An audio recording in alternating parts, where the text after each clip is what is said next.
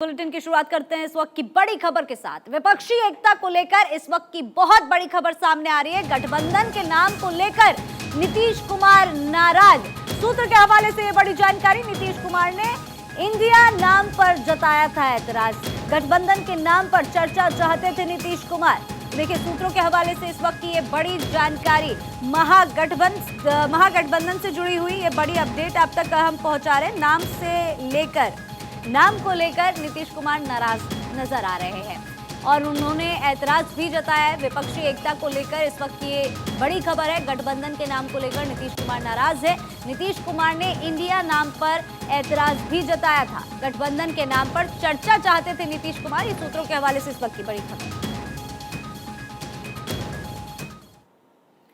और चलिए आगे बढ़ते और रुक करते हैं अगली बड़ी खबर का। बेंगलुरु में विपक्ष की बैठक पर बीजेपी का तंज। नीतीश कुमार बैठक छोड़कर क्यों गए? सुशील मोदी द्वारा ये कहा गया। देखिए नीतीश कुमार को उचित सम्मान नहीं मिला होगा, ये बड़ी जानकारी आ रही है। बेंगलुरु में विपक्ष की बैठक पर बीजेपी का तंज देखने को मिला है। यहाँ सुशील मोदी ने कहा कि नीतीश कुमार बैठक छोड़कर क्यों गए, एक बड़ा सवाल उन्होंने उठाया। नीतीश कुमार को उचित सम्मान नहीं मिला होगा, ये उन्होंने तंज कसते हुए कहा। उम्मीद थी कि उनको कन्वीनर घोषित किया जाएगा। उनको लग रहा था कि उनको चेहरा भी घोषित किया जा सकता है। इसी से नाराज होकर निकल आए। नहीं तो चार्टर प्लेन से गए थे, 2 घंटे बाद भी प्लेन उड़ सकता था। ये कोई कॉमर्शियल फ्लाइट तो थी नहीं। पिछले बार अरविंद केजरीवाल छोड़कर चले गए, इस बार लालू यादव नीतीश कुमार छोड़ के चले गए। तो हम लोग को जो आशंका है कि एक तो उनको वो सम्मान नहीं मिला वहाँ बैठक में, उनको वो महत्व नहीं मिला। जो वहाँ पोस्टर बैनर लगे थे उसमें कहीं नीतीश कुमार का नामो निशान नहीं था, लालू यादव का कहीं नामो निशान नहीं था। उल्टे खिलाफ में ही कुछ पोस्टर ज़्यादा लगे हुए थे। तो इन्हीं सब कारणों से कहीं न कहीं नाराज होकर वो निकल आए। तो इसके अलावा कोई दूसरा कारण नहीं हो सकता है, लेकिन कोई सामान्य घटना नहीं है। और इसी खबर पर ज्यादा जानकारी के साथ अस्मित हमारे साथ पटना से लाइव जुड़ चुके हैं। अस्मित, बड़ी जानकारी ये विपक्षी महागठबंधन की। सबसे पहले तो नाम पर ऐतराज और फिर उसके बाद अब ये भी खबर सामने आई है कि बैठक से जिस तरह वो उठ के गए तो अब बीजेपी तंज कसती हुई नजर आ रही है। ढीला पड़ रहा है क्या गठबंधन? बिल्कुल, देखिए जिस तरह से विपक्षी एकजुटता की कवायद नीतीश कुमार ने जब पटना में विपक्षी दल की बैठक हुई थी उसमें इसका अगुवाई किया था, लेकिन कल जब वो बेंगलुरु पहुंचे थे वहां प्रेस कॉन्फ्रेंस में भी नीतीश कुमार शामिल नहीं हुए। बाद में जब वो पटना एयरपोर्ट पहुंचे तो वहां भी मीडिया का कई जो है टीम वहां मौजूद जो उन्होंने दूरी बनाया और बिना कुछ बोले नीतीश कुमार का काफिला वहां से निकल गए थे। कि जो अंदर इंडिया के नाम पर चर्चा हुई थी उस पर नीतीश कुमार ने, राहुल गांधी ने बाद में इस पे तर्क दिया था, लेकिन नीतीश कुमार कह रहे थे कि इंडिया बिल्कुल एनडीए के जैसा साउंड करता है और यही कारण था कि नीतीश कुमार को यह नाम पसंद नहीं आ रहा था। बिहार की जनता मेरे साथ कुछ है, हम उन लोगों से थोड़ा बात करेंगे और समझने की कोशिश करेंगे कि नीतीश कुमार जब ये कह रहे थे और कल जब इंडिया नाम से उन्हें ऐतराज हो रहा था और वो कह रहे थे कि एनडीए जैसा साउंड हो रहा है, तो बिहार के लोग क्या सोचते हैं। बिहार के मुख्यमंत्री नीतीश कुमार कल बेंगलुरु के प्रेस कॉन्फ्रेंस में भी मौजूद नहीं रहे। पटना जब पहुंचे तो मीडिया से भी दूरी बनाई।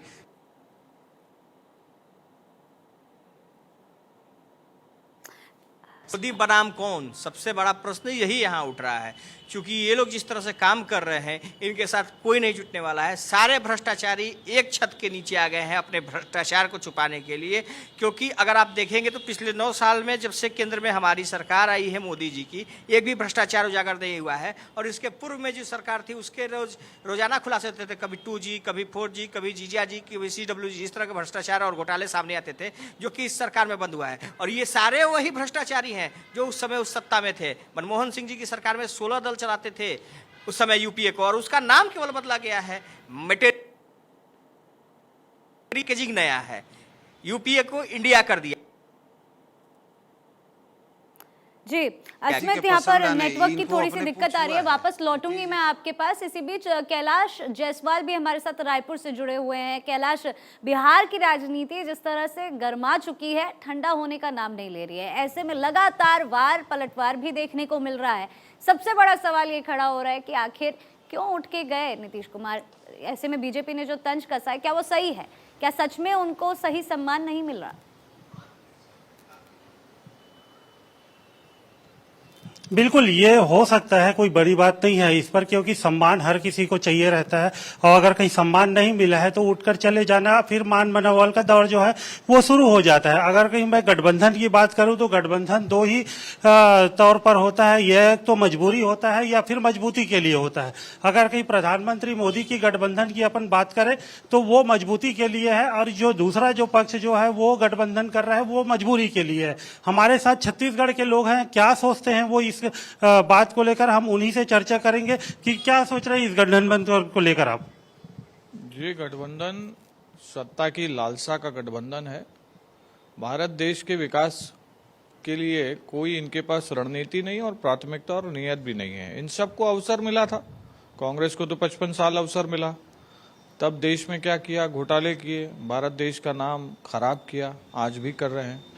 तो सत्ता का जब अवसर मिला और कई दशक मिला तब कुछ कर नहीं पाए, और आज जनता खदेड़ रही है, तो ऐसा लगता है कि ये नाम इस्तेमाल करके क्या सेंटिमेंटल तरीके से जनता को प्रभावित कर पाएंगे क्या? कहीं ना कहीं ऐसा नहीं लगता 2024 के लिए मोदी जी ने एक स्टेज तैयार कर दिया है?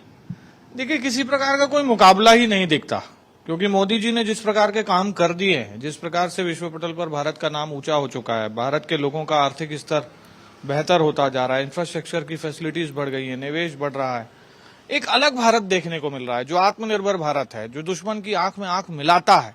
दुश्मन पहले हमारे बारे में रोज बयानबाजी करते थे, पाकिस्तान यूपीए की सरकार में रोज धमकी देता था, आज तो दुबक के बैठा, आज उन्हें आटा भी नहीं मिल रहा है। तो ये नीति और नियत से होता है जो मोदी जी ने कर दिखाया है। कामदार बनाम नामदार, क्या कहेंगे इसको लेकर? देखिए, कामदार बनाम नामदार, काम तो बोल रहा है मोदी जी का। आज विश्व पटल पे अगर कोई एक व्यक्ति जो पूरे विश्व का आपको नेतृत्व करता दिख रहा है तो वो केवल मोदी जी ही दिख रहे हैं। आज अमेरिका हो, रूस हो, फ्रांस हो, जहां भी जाते हैं कितना सम्मान मिलता है उनको देख के हमें लौटूंगी मैं आपके पास। इसी बीच एक बड़ी जानकारी दर्शकों को यहाँ पर दे दें। एक तरफ विपक्ष में नाराजगी की खबर है तो वहीं एनडीए खेमे में उत्साह है। एनडीए की बैठक में कल कई नए दल शामिल हुए। एनडीए की बैठक के बाद आपको बता दें कि संजय निषाद बोले हैं यूपी में सभी 80 सीटों पर जीतेगा एनडीए। 2024 में भारी बहुमत के साथ मिलेगी जीत। तो देखिए, दोनों तरफ बैठकों का दौर जारी है। जहां एक ओर बैठक कामयाब होती हुई नजर नहीं आ रही है तो वहीं दूसरी ओर खुशी ही खुशी देखने को मिल रही है। एनडीए की बैठक के बाद संजय निषाद बोले कि यूपी में सभी 80 सीटों पर एनडीए जीतेगा। काफी ज्यादा कॉन्फिडेंट नजर आ रहे हैं वो। 2024 में भारी बहुमत के साथ जीत हासिल करेंगे। जहां एक और नाम पर अभी संतुष्टि नहीं हुई है, नाम से खुश नहीं है मुख्यमंत्री नीतीश कुमार, तो वहीं दूसरी ओर कॉन्फिडेंस दिखाई दे रहा है। एकजुट होकर, एकमत होकर, एक साथ विश्वास के साथ फिर 2024 में मोदी, पिछली बार जितना हम लोग सीट जीते थे उससे ज्यादा सीटें हम लोग जीतेंगे। और उत्तर प्रदेश में हम लोगों ने तय किया कि 80 में 80 सीट जीतकर हम लोग आगे। और हमारे भाई पिछड़ों के नेता, पिछड़ों, दलितों, आदिवासियों, महिलाओं, नौजवानों, किसानों, सभी के लिए उन्होंने काम किया है और सभी के लिए नीतियां बनाई हैं और सभी लोगों के जो विकास है, सब पर विश्वास है और सबका विश्वास लेकर 2024 में फिर से जितनी हमने लक्ष्य निर्धारित किया उससे अधिक 330 का जो लक्ष्य था उससे अधिक जीतेंगे और उत्तर प्रदेश में 80 की 80 सीट जीतेंगे। तो देखिए, लगातार हमारे संवाददाता बने हुए हैं हमारे साथ और पीयूष हमारे साथ जुड़ चुके हैं, उनका भी रुख कर लेते हैं। पीयूष राय लखनऊ से जुड़े हैं। पीयूष, जिस तरह की खबरें सामने आ रही है, एक और महागठबंधन का क्या हाल है वो तो हम देख ही रहे हैं, लेकिन दूसरी ओर एनडीए काफी ज्यादा कॉन्फिडेंट नजर आ रही है। 2024 की तैयारी पूरी कर चुके हैं, कह रहे हैं कि बहुमत हासिल करेंगे।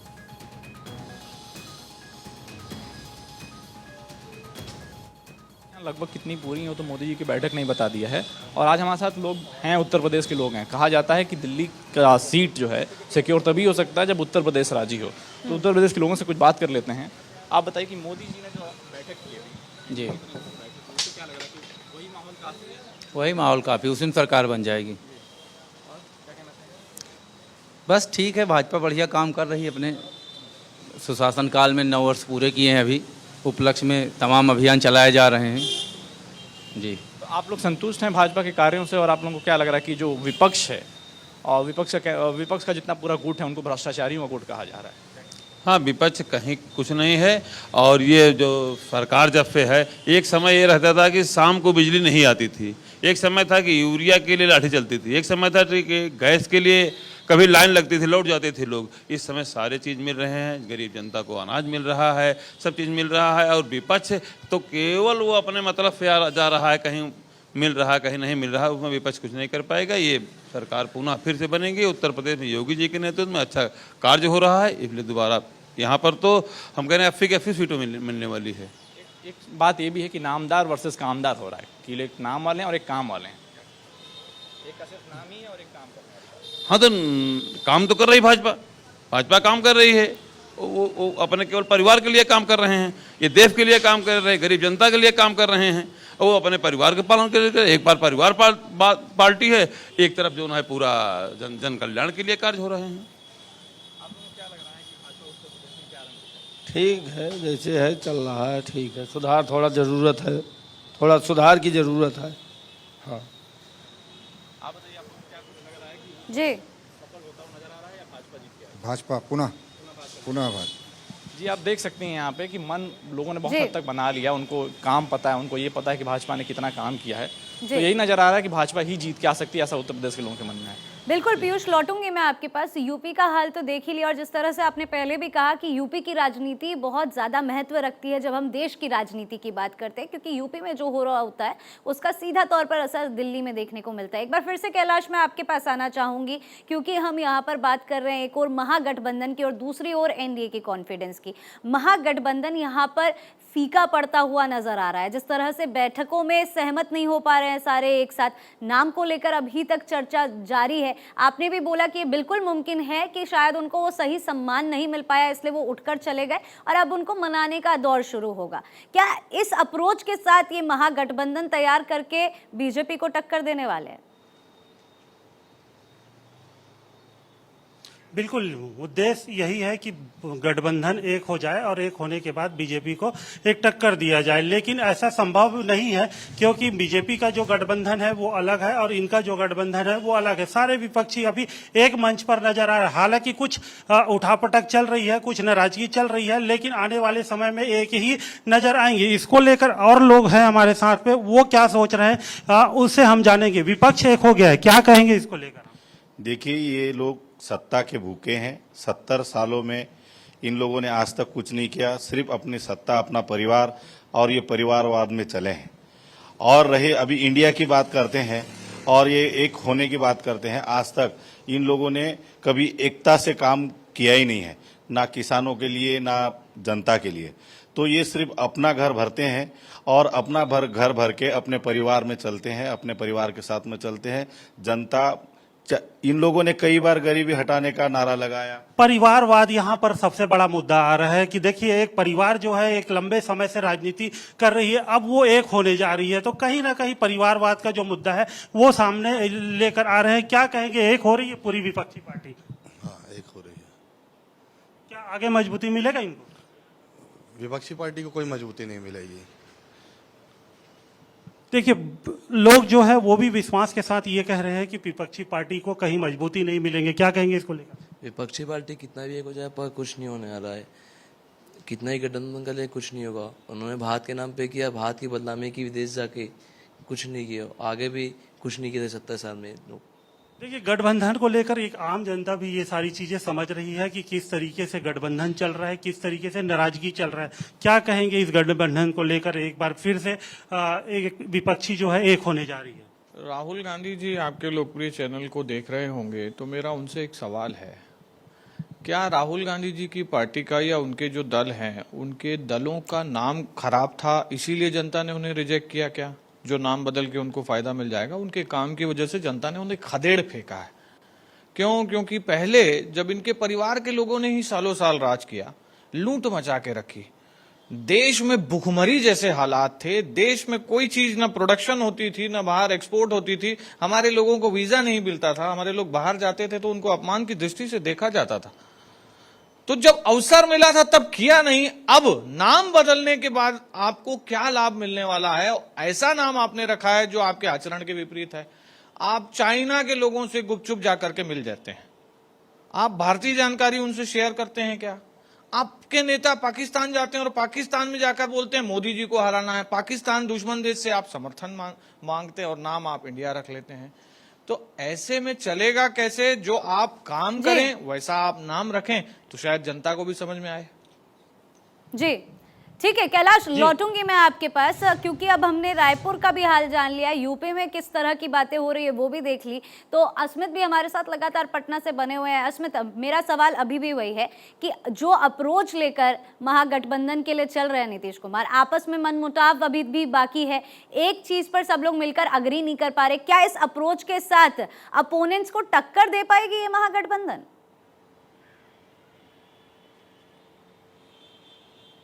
नहीं देखिए, बिहार में की बात करें तो महागठबंधन को लेकर के जैसे नीतीश कुमार ने पहले पटना वाली बैठक में अगुवाई किया था और सबसे ज़्यादा नेतृत्व कोई किसी ने किया था तो वो नीतीश कुमार ने किया था। नीतीश कुमार जब बेंगलुरु गए तो उन्हें यही लगा था कि वहाँ भी उन्हें वही तवज्जो मिलेगा और उन्हें वही जो है नोटिस लिया जाएगा। लेकिन कल जब वो उनकी सीटिंग अरेंजमेंट भी देखने के बाद ये खबर भी आई कि नीतीश कुमार को किनारे बिठाया गया और वहाँ उनकी बात सुनी नहीं गई ठीक तरीके से। और वहाँ क्योंकि देखिए कांग्रेस की सरकार है और वहाँ भी ये कहा जा रहा था, नीतीश कुमार इस बात से भी खफा थे कि वहाँ पोस्टर्स आखिर कैसे लग गए थे, अनस्टेबल कैसे बताया गया था नीतीश कुमार को। ये बात भी नीतीश कुमार को बहुत खटक रहा था। कुछ लोग और हैं, उनसे भी जान लेते हैं। जब कल बेंगलुरु नीतीश कुमार पहुंचे थे वहां भी उनके लिए पोस्टर लगाए गए थे, अनस्टेबल सीएम बताया जा रहा था, कहा जा रहा था बिहार के खगड़िया में जो पुल गिरा ऐसे सीएम है वहां के। देखिए, सारे दुल्हा तैयार हुआ,